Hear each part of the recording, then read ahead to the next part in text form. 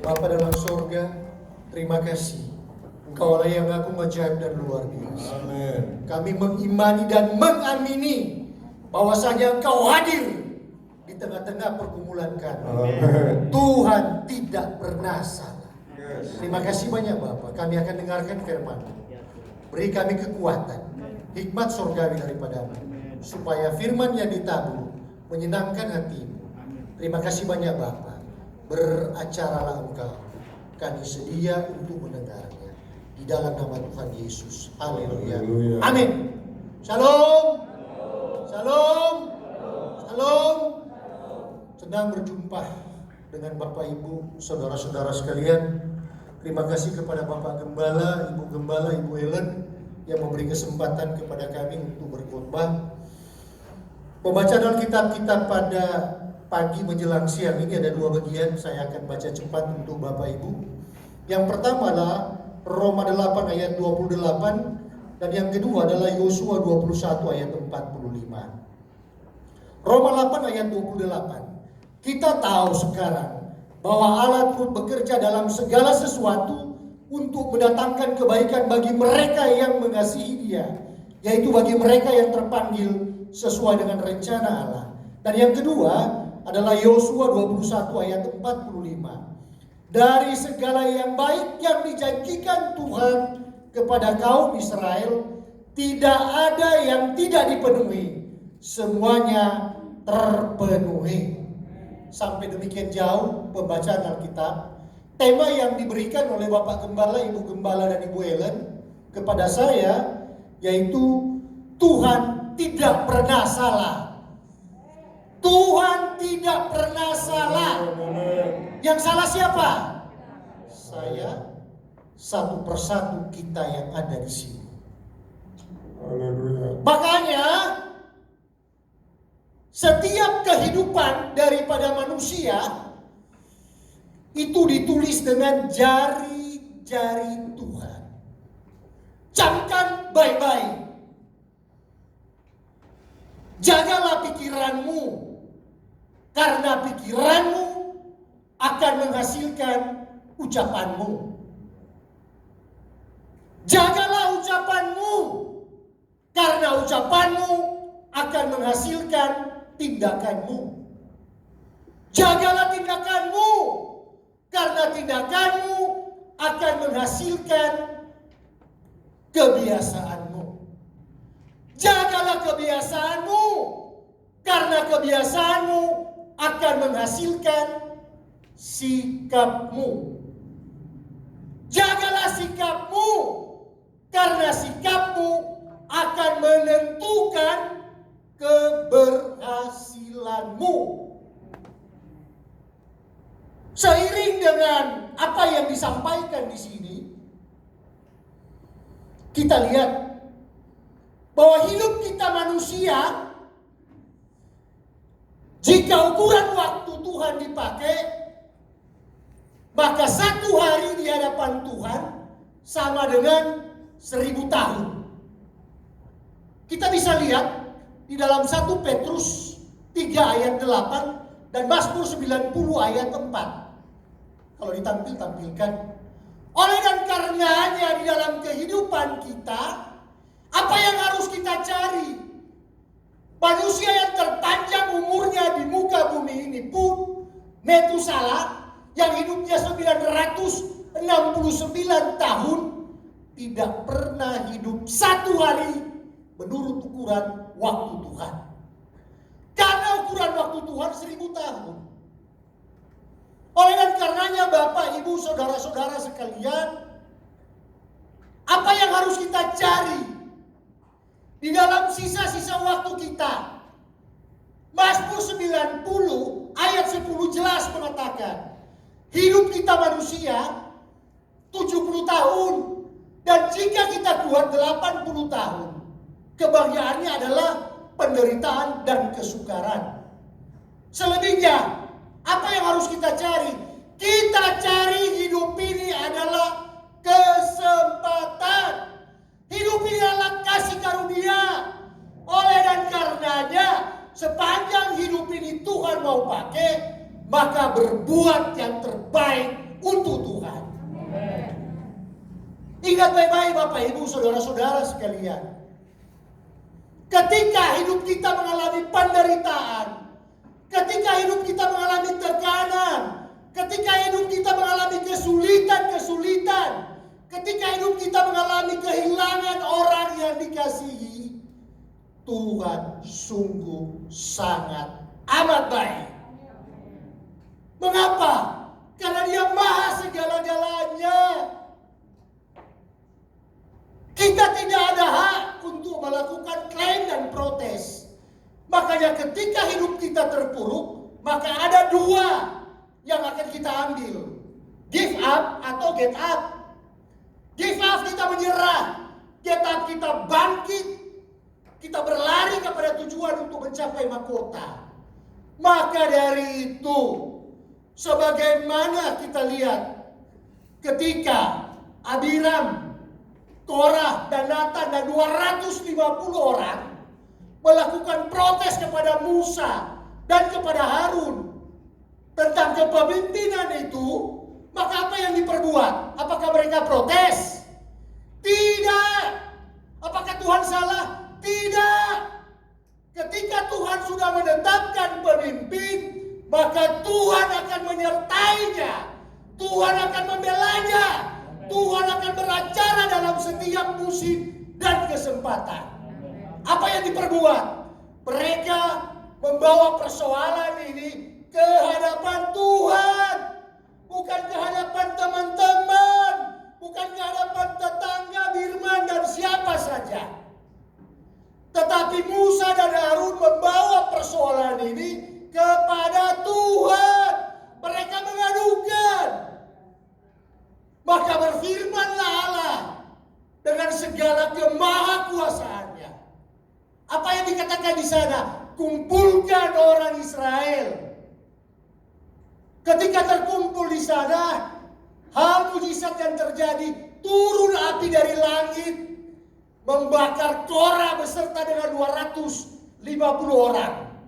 Setelah dari itu dibakar habis, maka tanah terbelah dua. Abiram dan Natan beserta dengan seluruh keluarganya tertelan hidup-hidup ke dalam tanah. Makanya Tuhan tidak pernah salah. Rencananya agung dan mulia.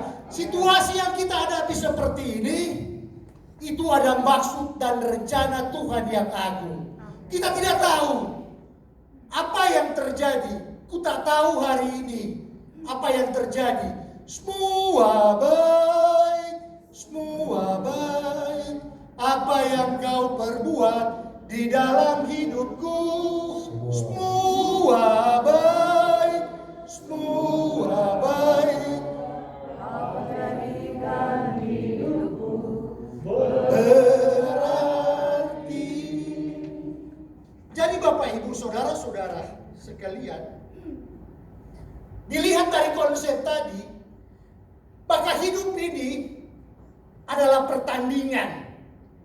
Hidup adalah pertandingan yang wajib dijalani, wajib diperjuangkan, dan wajib dimenangkan.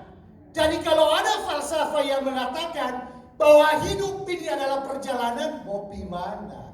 Di pasar, ngopi mall. Hidup bukan perjalanan. Rasul Paulus secara berapi-api mengatakan kita harus mencapai garis finish, menjadi pemenang untuk menerima apa ini? Mahkota kemuliaan. Jadi kalau menjadi pemenang di hadapan Kristus, maka kita harus berani bayar harga. Itu yang menjadi inti soal.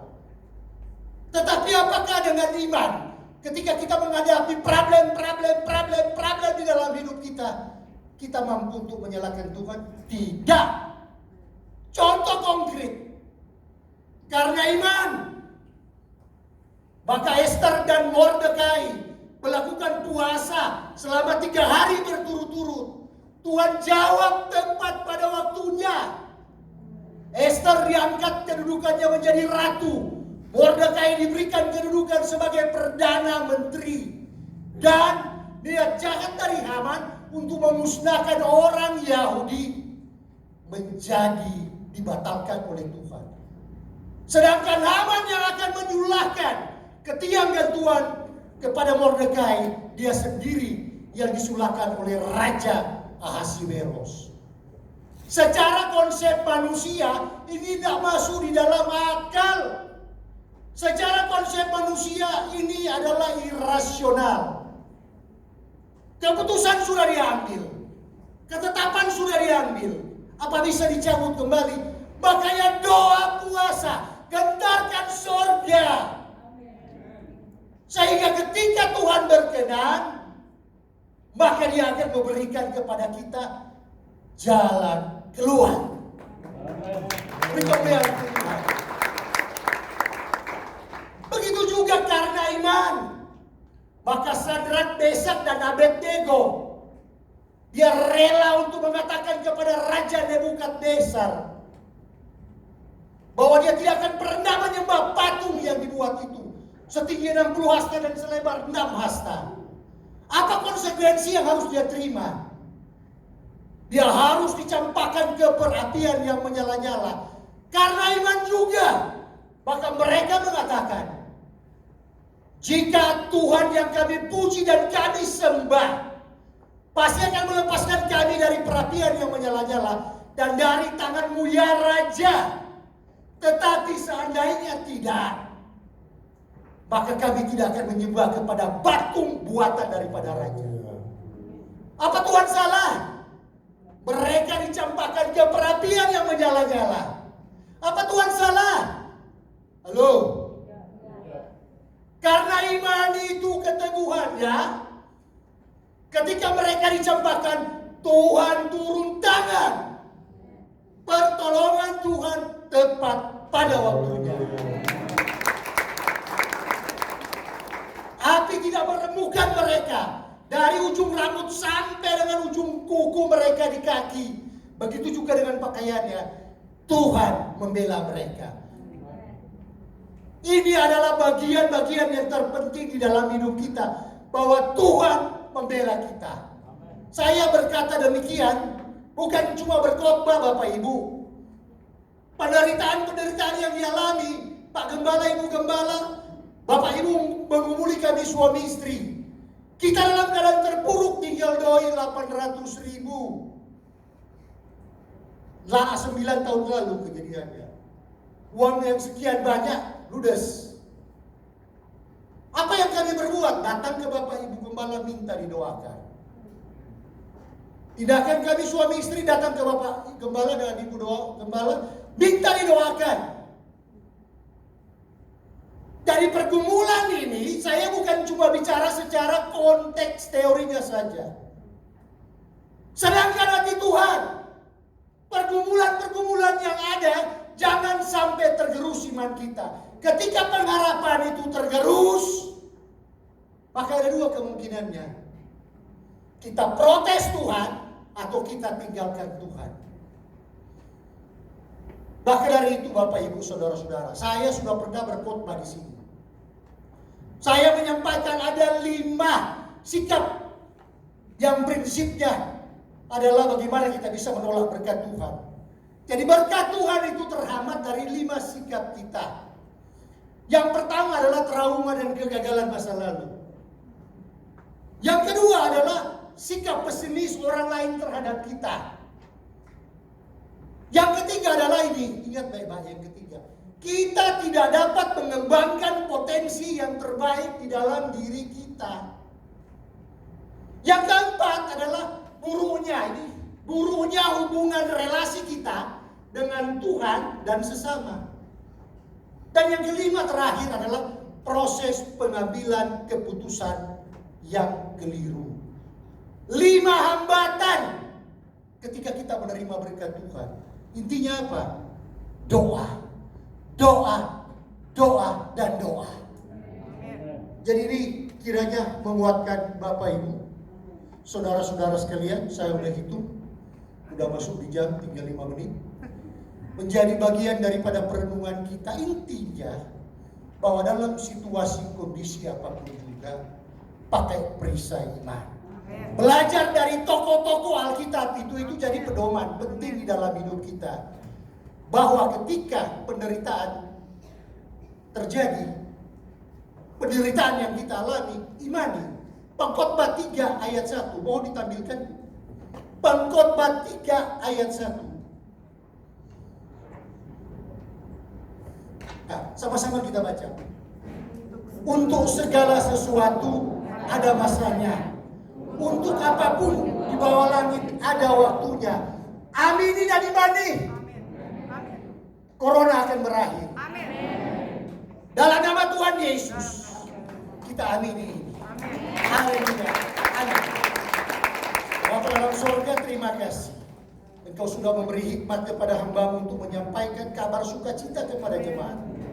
Biar ini menjadi rema dalam hidup kami. Dan terlebih khusus menjadi hormat dan kepujian nama-Mu. Terima kasih Bapa, terima kasih Tuhan Yesus. Terpuji nama-Mu agung mulia. Dari selama-lamanya sampai selama-lamanya. Dari kekal sampai kekal. Haleluya. Amin.